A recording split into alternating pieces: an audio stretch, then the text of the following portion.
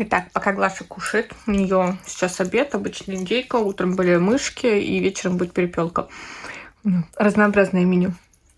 И, кстати, да, она все это съест. У меня, кстати, есть Инстаграм, кто не знает, подписывайтесь. Я там часто показываю всех животных в течение дня. И многие там писали в Инстаграм, что как, неужели у нее там перепелка какая целая лежала, неужели она все это съест? Но она реально столько съест. То есть вот то, что у нее сейчас лежит, она уже до вечера съест. И вечером, ближе к ночи я буду давать ей еще перепелку. Она все это съест, я вам покажу вечером.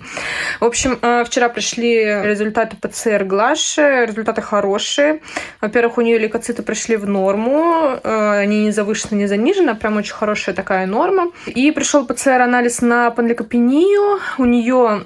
То есть, если бы мы брали ИФАшку анализ, она бы уже пришла отрицательно. Но так мы брали количественный анализ.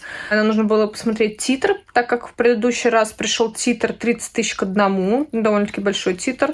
Небольшой по сравнению с тем, как было в прошлый раз, и у других животных там в миллионах были титры. Но это на самом деле иногда не играет роль, потому что, например, когда в январе это была ситуация, у Руфуса был титр 20 миллионов, а у остальных был там 1 600 000, но при этом Руфус выжил. То есть, хотя, как я уже говорила, с титром 20 миллионов лично мой ветеринарный врач, это был первый раз на ее опыте, когда она смогла вытащить животное с таким титром.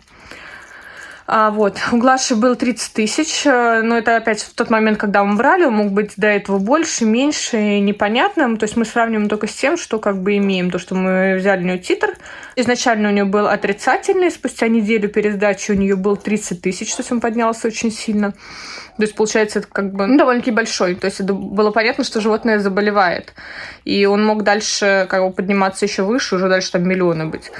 Но все прошло хорошо. Я вам каждый день Глашу показывала, собственно. У нее был период, когда она стала чуть меньше есть, прям, немного есть. Я за это очень сильно переживала. Из-за этого, собственно, начала ей разнообразную еду предлагать, чтобы хоть как-то ее спровоцировать на нормальное питание, потому что она начала худеть. Я это отслеживала. У нее здесь свои весы вон стоят. Сейчас уже ими не пользуюсь, потому что просто нет нужды.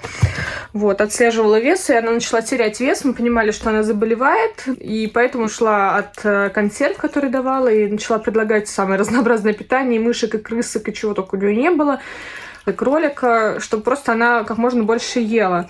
И, собственно, есть она начала. Сейчас ест вообще, как вы видите, она прям очень хорошо. Она, если честно, сейчас ест больше, чем та же самая Марго, растущий организм. И, собственно, через неделю мы пересдали ПЦР, и вчера, ночью пришли результаты, у нее сейчас 1000. То есть титр понижается, это хорошо. Я надеюсь, что, собственно, ей уже ничего такого не угрожает, раз титр не растет, а понижается.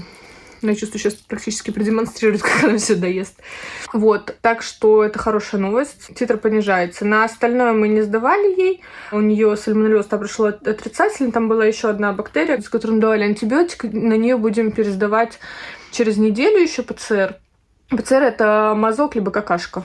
Но пришли результаты Марго. У Марго отрицательная панлейка, и пришло все отрицательно. Если в прошлом у нее там сальмонеллез все еще оставался у Марго, и, точнее, как там высеяли какой-то определенный вид, я, к сожалению, не сильна конкретно в сальмонеллезе, то сейчас все пришло отрицательно, соответственно, антибиотик этот сработал, и этот антибиотик получает, до вчерашнего дня получала Глаша, то есть вчера у нее день был последний. Соответственно, подождем неделю, пересдадим анализы, и все. Марго уже снята с изоляции, потому что у нее все пришло отрицательно. И, собственно, конкретно у Глаши мы еще будем пересдавать потом ПЦР, смотреть на панлейку, чтобы понять, когда ей можно ставить прививку. Потому что по возрасту ей уже можно ставить прививку. Но по состоянию, из-за того, что все равно приходит титр, хотя, говорю, если бы мы сдавали экспресс-тест, как если экспресс-тест на панлейку, он бы пришел отрицательный уже, потому что это очень маленький титр. То, что там до 5000, оно будет приходить отрицательное, скорее всего.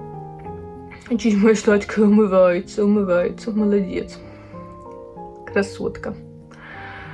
Так что будем смотреть, когда ей ставить прививку. Прививка у нее не стоит. И у остальных котят, которые умерли, тоже не стояла. Не потому что я не хотела, а потому что, собственно, они заболели, когда им было ровно 2 месяца и там несколько дней. А прививка ставится только в 2 месяца, не раньше.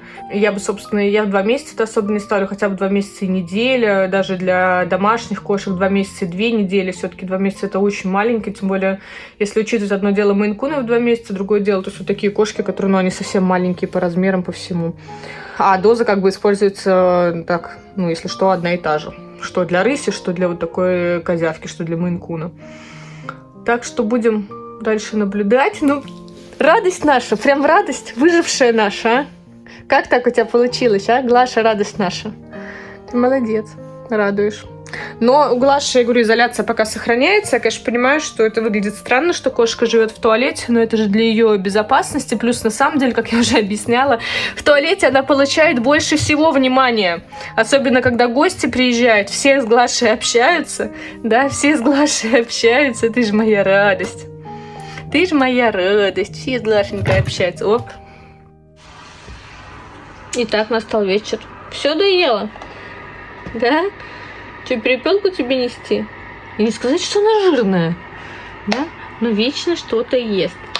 Сейчас перепелочку принесу. Голодная, да? Голодная, конечно, кошка. Перепелочку, да.